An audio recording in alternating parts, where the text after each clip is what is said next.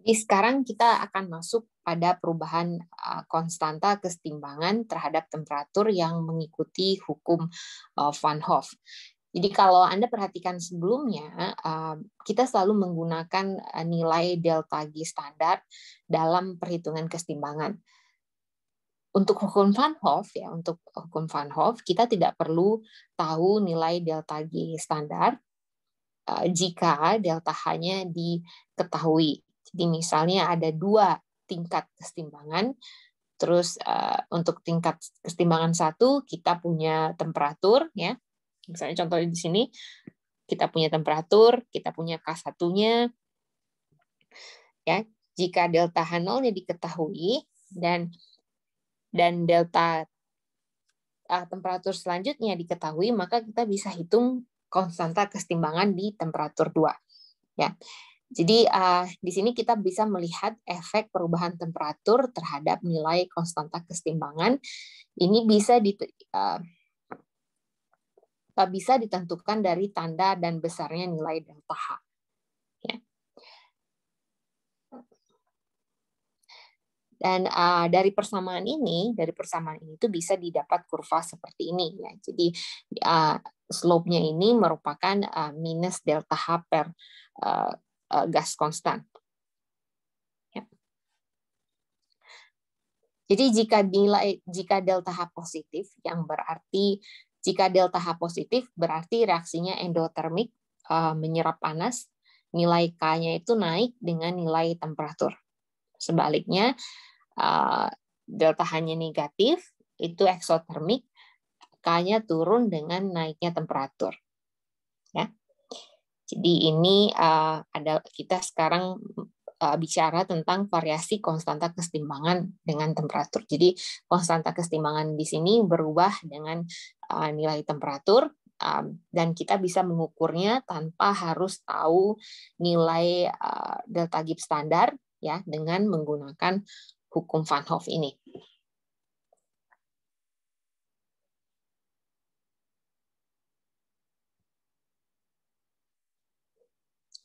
Oke, di sini dicontohkan reaksi penguraian kalsium karbonat, ya. Kalsium karbonatnya mengurai menjadi kalsium oksida dan karbon dioksida.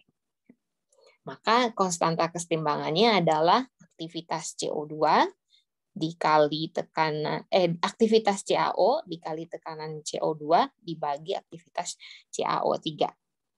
Nah, jika kalsium karbonatnya adalah murni, berarti aktivitasnya 1, kalsium karbonat juga bisa dianggap aktivitasnya 1. Jadi konstanta kesetimbangannya itu hanya dipengaruhi oleh tekanan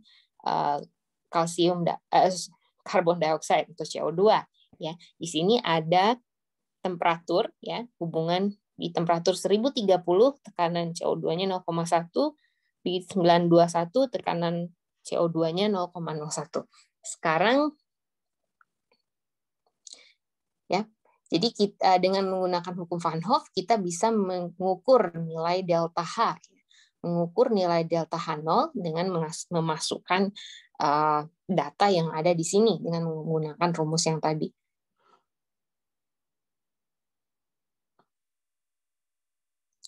Ya, ini dia. Jadi rumus yang tadi kita tahu T1 diketahui, T2 diketahui, terus K2 dan K1-nya diketahui, yaitu dengan menggunakan yang ini tadi, ya, karena hanya tergantung dari tekanan PCO2, ya. Jadi dimasukkan ke sini, ya. Dari sini kita bisa ukur nilai delta H0-nya, delta H standarnya yang bernilai positif. Jadi kalau hanya bernilai positif berarti reaksinya endotermal. Nah, sekarang tekanan CO2-nya dinaikkan menjadi 1 atm, ya. Jadi delta H0-nya ini bisa dipakai. Ya, delta H0 yang tadi bisa dipakai. Terus sekarang jika tekanan dinaikkan, otomatis konstanta kesetimbangan juga berganti. Nah, sekarang kita bisa menghitung nilai T yang baru dengan T3, ya, dengan menggunakan rumus yang ini tadi. Ya. Nah, kita bisa menghitung T baru yaitu sebesar 1168 Kelvin. Ya.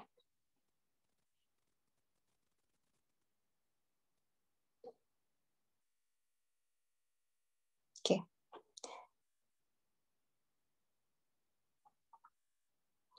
Ya, jadi topik terakhir untuk bab ini adalah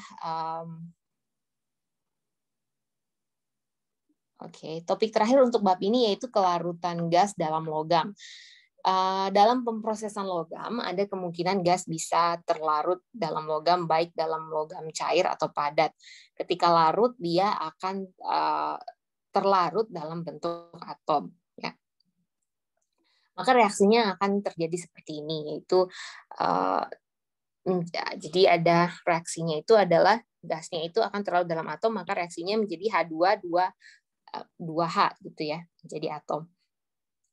Nah, sehingga konstanta kesetimbangannya adalah aktivitas dari atom H2 ini, atom hidrogen ini dibagi aktivitas dari gas hidrogen. Ya, ini adalah konstanta kesetimbangannya.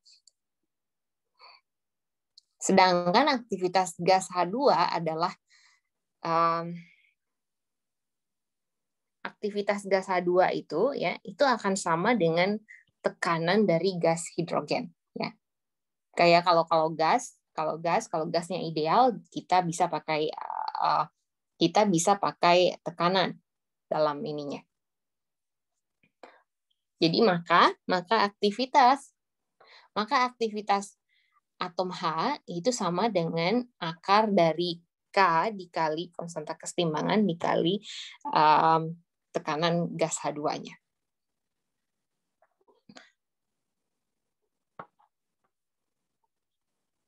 Ya. Jadi menurut hukum Sievert ini, aktivitas atom dari gas yang terlarut di sebuah logam ini berbanding lurus dengan konsentrasinya. Di sini dicontohkan aktivitas atom H di logam Cu yang berbanding lurus dengan konsentrasinya. Ini konsentrasi dari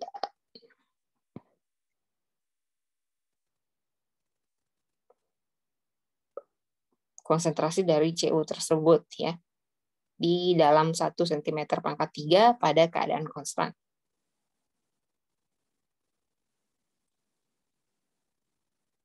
Oke. Jadi hukum Sievert ini berlaku pada keadaan standar, yaitu pada keadaan STP 1 atm 2 suhu ruangan, di mana aktivitasnya akan sebanding dengan aktivitasnya itu akan aktivitas dari atom gas tersebut yang terlarut tersebut akan sama dengan sebanding dengan konsentrasinya. Jadi konsentrasi ini dalam bentuk persen berat atom tersebut per total berat logamnya.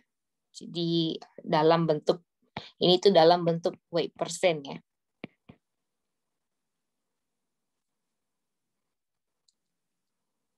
Jadi di persamaan ini kita lihat kalau kelarutan gas dalam logam itu sebanding dengan tekanan dari gas tersebut. Jadi berdasarkan yang sudah kita turunkan sebelumnya, jadi kelarutan gas dalam bentuk atom itu akan sama dengan tekanan gas tersebut. Jadi konsentrasi di sini yang perlu Anda ingat adalah konsentrasi di sini bukan dalam molar atau apa, tapi dalam weight persen. Jadi di persamaan ini kita lihat kalau kelarutan gas tersebut ya, jadi berbanding dengan tekanannya.